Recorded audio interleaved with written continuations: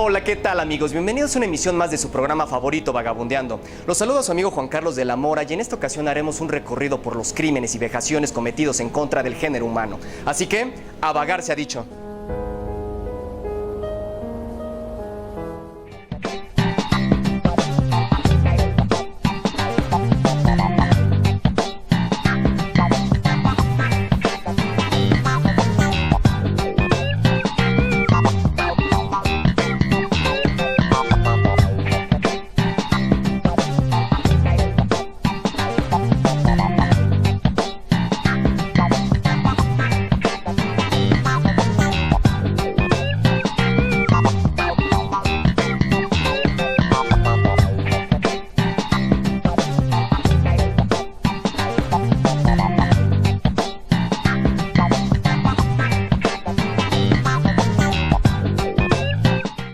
Así es, amigos, la exposición El Mal, los más crueles de la historia, donde reconocidos líderes políticos enfermos de poder encarnaron el mal en algunas de sus manifestaciones más deplorables en contra de la humanidad.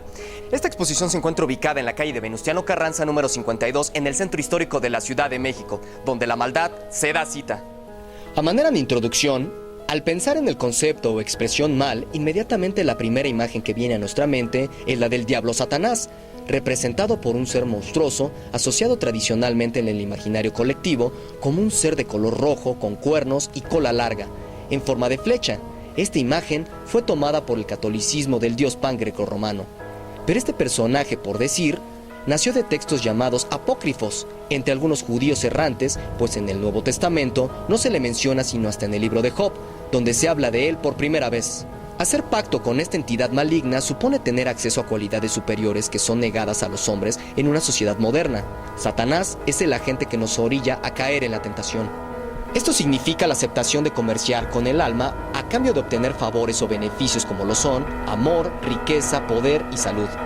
Aspectos muy valorados por la civilización moderna, pero en algunas sociedades, como veremos más adelante, se sobrevalora más el segundo. Y quien desea obtenerlo no se detendrá ante nada ni nadie hasta conseguirlo.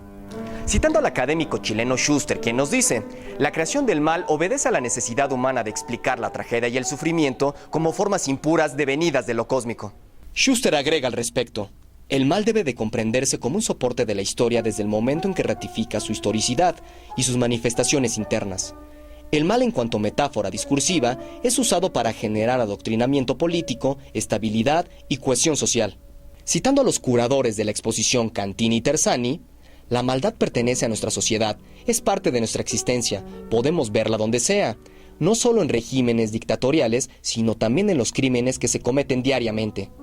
La maldad destruye la integridad, la tranquilidad y el bienestar de una sociedad normal, deja detrás de sí la desesperación y el miedo. En estos momentos, amigos, me encuentro con la licenciada Damiana Ruiz, directora de la exposición El Mal. Muchísimas gracias por estar otra vez en el programa Vagabundeando. Muchísimas gracias a ustedes por apoyarnos a difundir estas exposiciones que tenemos. Y que son realmente increíbles. Y precisamente, como lo comentaba, estamos en El Mal.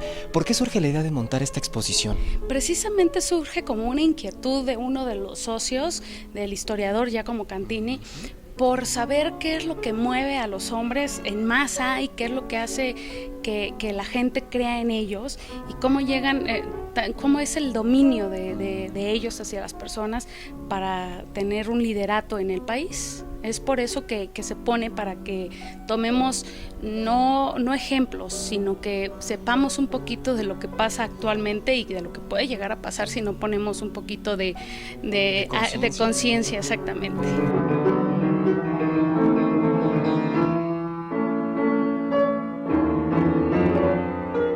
Así que no se diga más, acompáñenme a conocer las aberraciones cometidas por estos despiadados personajes. Al inicio de la exposición podemos ver los bustos de tiranos como Atila, rey de los hunos, quien vivió del año 434 al 453, siendo en 451 cuando invadió al Imperio Romano y llegó hasta las puertas de la capital del entonces imperio más poderoso del mundo. Catalogado por algunos como el azote de Roma, de naturaleza cruel, cegado por la ambición de riqueza, arrasó con varios pueblos, murió envenenado o de una hemorragia nasal.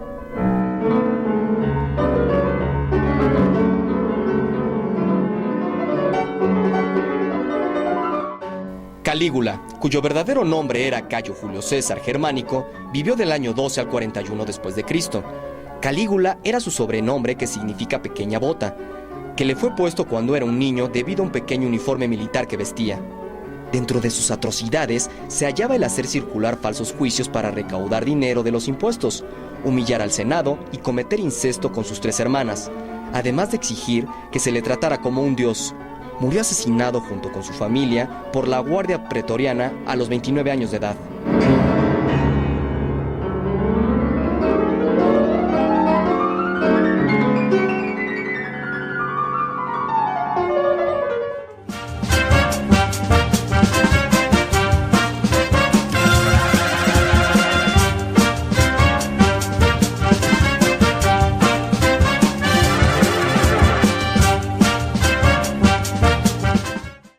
En Inspira TV te invitamos a un recorrido por la Ciudad de México y a disfrutar de la magia del séptimo arte por internet. Síguenos a través de nuestro website www.inspiratv.com.mx o mándanos tus comentarios y sugerencias a nuestro correo informacion@inspiratv.com.mx. Además, síguenos por nuestras redes sociales de Facebook y Twitter. Inspira TV, la nueva generación en medios de comunicación.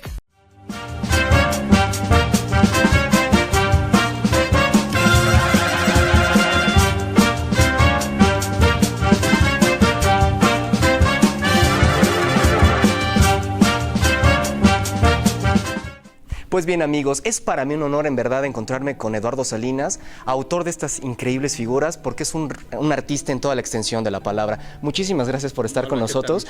¿Nos podrías platicar un poquito cuál es el proceso de creación para todas las figuras que tú realizaste para esta exposición?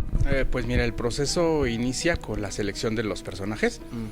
De ahí se fabrican las figuras en plastilina, se modelan, se les hacen unos moldes en yeso en varias secciones. Ya cuando tienes el molde en yeso se base a cera caliente. ¿Sí? La cera caliente se deja fraguar, se enfría y obtienes una cabeza hueca a la que se le ponen los ojos, que son pintados a mano por nosotros también. Los dientes, que se fabrican también por nosotros en una resina especial. Se fabrica el cuerpo, se talla en espuma de poliuretano, que esculpe el cuerpo en poliuretano. No es un maniquí cualquiera, es un cuerpo hecho a la medida del personaje. Se recubre en fibra de vidrio y después se le aplica se le pone la ropa para ver que las medidas estén correctas. Pero aquí también hay que mencionar que cuando está haciéndose eso, al hacer a la cabeza se le pone el pelo, se le injerta pelo por pelo, que es puesto a mano también, y las manos igual, las manos son de molde de personas, se les ponen las uñas, se les injertan uñas plásticas pintadas a mano. Y el vello también se le pone a mano, como en el caso del bigote y la ceja. Las pestañas también son hechas a mano para que se vean más realistas. Entre más logres tener el realismo, pues la gente va a quedar más conforme, ¿no? Más contenta. Oye, Eduardo, y por ejemplo, ¿cuánto te llevas en construir o diseñar más bien cada figura? Pero una figura por sí sola se lleva un tiempo de 2 meses a 2 meses y medio, dependiendo muchas veces de la barba, el pelo y la barba nos van a marcar el tiempo más de la cabeza, porque es más tardado aplicar la barba, más complicado el pelo, eso es lo que más se tarda. De ahí el cuerpo, las manos, la cabeza en cera en sí, pues es un proceso más o menos de 1 mes.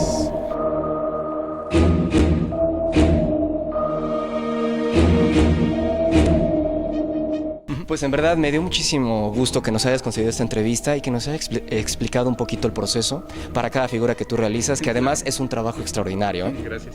Bueno, pues nosotros vamos a seguir con el recorrido vagabunderos, así que no se desconecten. El infierno en la tierra. Así describían los medios de comunicación la caótica situación vivida en Camboya en los años 70. Pol Pot, cuyo nombre verdadero era Salot Sar, nació en 1925 en un pequeño pueblo de Camboya. Formó su propio grupo político, conocido como el Khmer Rojos. Se cambió el nombre a Pol Pot debido a que no quería ser identificado.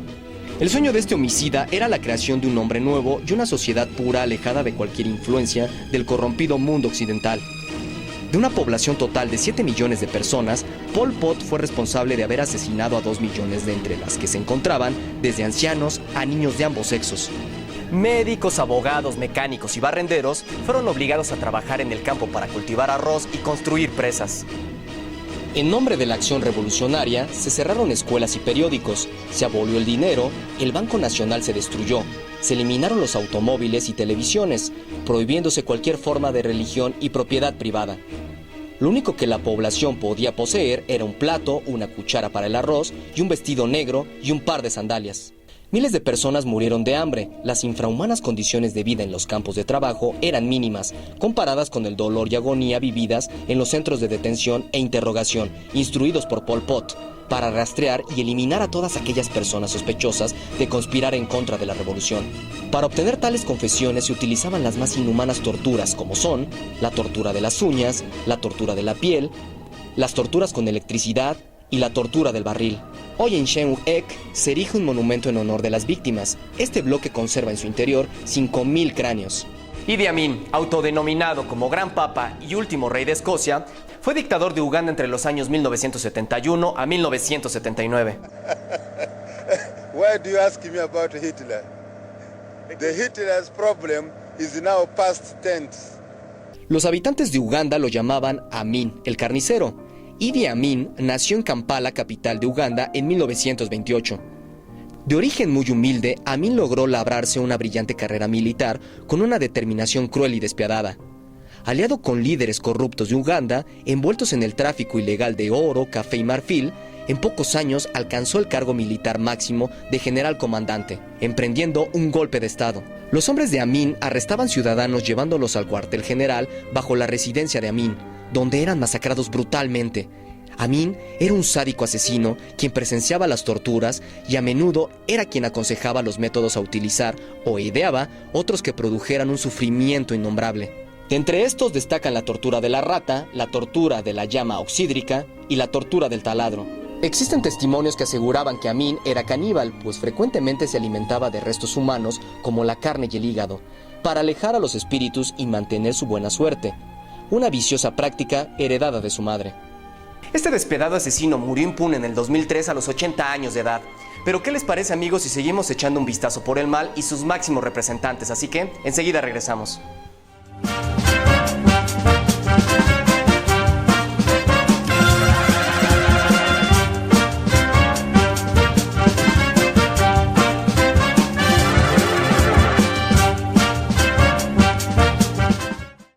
En Inspira TV te invitamos a un recorrido por la Ciudad de México y a disfrutar de la magia del séptimo arte por internet.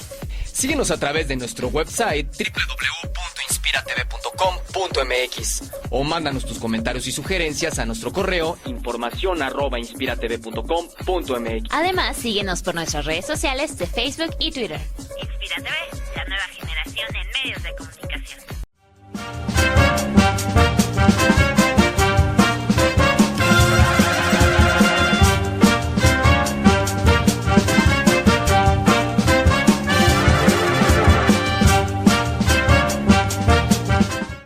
Pues bien, amigos, como lo pueden notar, me encuentro al lado de la figura de José Stalin, el general soviético que derrotó a Hitler.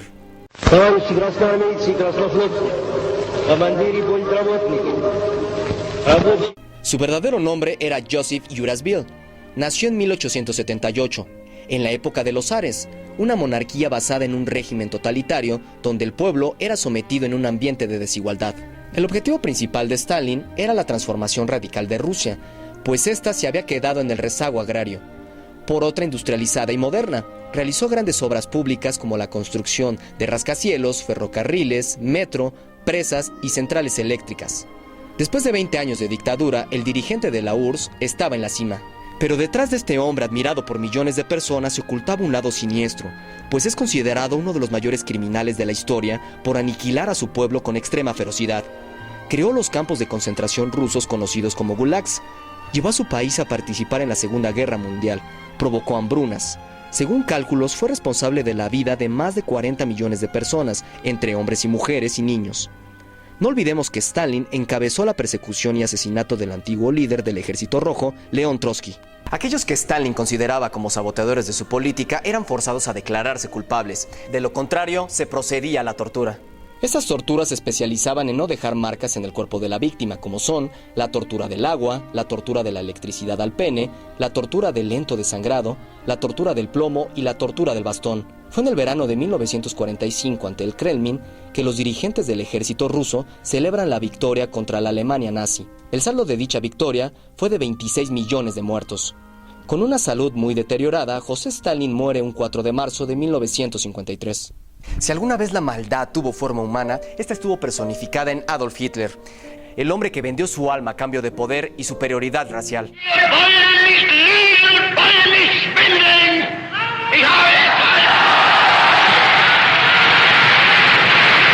Adolf Hitler nació el 20 de abril de 1889 en Braunau de Inn, un pueblo fronterizo de la Alta Austria.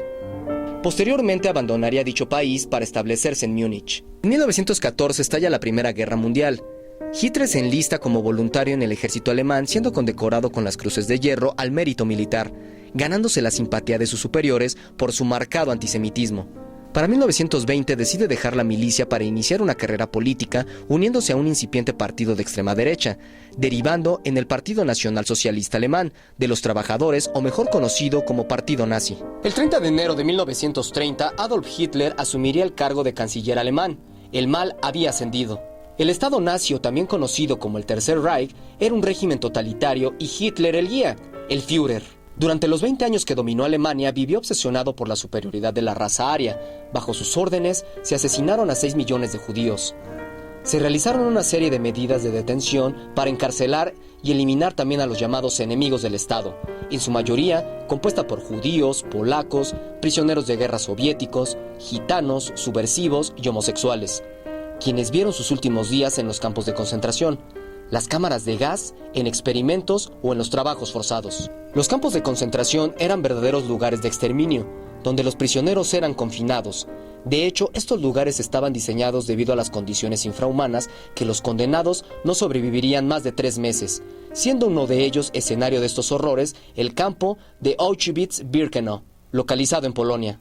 Entre las torturas aplicadas se encontraban la tortura del gancho, la tortura de la cal, la tortura de las agujas, sobrevivencia a bajas temperaturas, experimentos con gas fosgeno, experimentos en huesos, músculos y también en ojos. Debido a la cambiante situación de la guerra, el poder alemán fue en detrimento. Reconociendo la derrota inminente, Adolf Hitler se suicidaría en su búnker un 30 de abril de 1945. Como dato curioso, amigos, les platico que investigadores de la Universidad Hebrea de Jerusalén descubrieron que los mandatarios de regímenes totalitarios comparten información genética, es decir, un déficit en el gen ABRP1. Hitler, Stalin, Pol Pot, entre otros, presentan un acortamiento en el gen ABRP1 que afecta su capacidad de generosidad con los demás. Es decir, dicho gen es responsable de activar una hormona llamada vasopresina, que actúa sobre las células cerebrales. Esta hormona se asocia con la creación de vínculos sociales y afectivos, lo que deriva en el altruismo. ¿Cuáles son los costos, Damiana? Los costos para esta exposición, 65 pesos general o 45 pesos con la credencial de estudiante, maestro, jubilado, que estén vigentes. Ay, pues sin lugar a dudas tienen que venir entonces, vagabunderos. Y como lo hacemos en todos nuestros programas, invita a todas las personas que nos ven a que asistan a la exposición del mal. Exactamente, así como dicen vagabunderos, los esperamos en esta exposición, El mal, los más crueles de la historia. Es una exposición única e inigualable. Por favor, vengan y visítanos. Pues muchísimas gracias, Damiana, por volver a estar con nosotros y explicarnos un poquito sobre esta exposición. Y ustedes no se desconecten porque enseguida regresamos.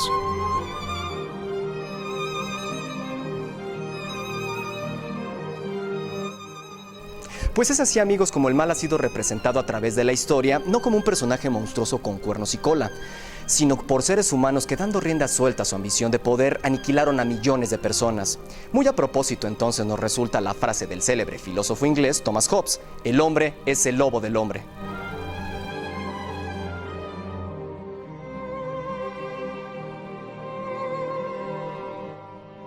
Para mí fue un placer que me hayan acompañado en otro lunes de vagabundeo. No olviden seguirnos la próxima semana a través de www.inspiratv.com.mx. Recuerden que si quieren dejarnos sugerencias y comentarios, también lo pueden hacer al correo información@inspiratv.com.mx o por las redes sociales de Facebook y Twitter. Yo soy Juan Carlos de la Mora, así que hasta la próxima.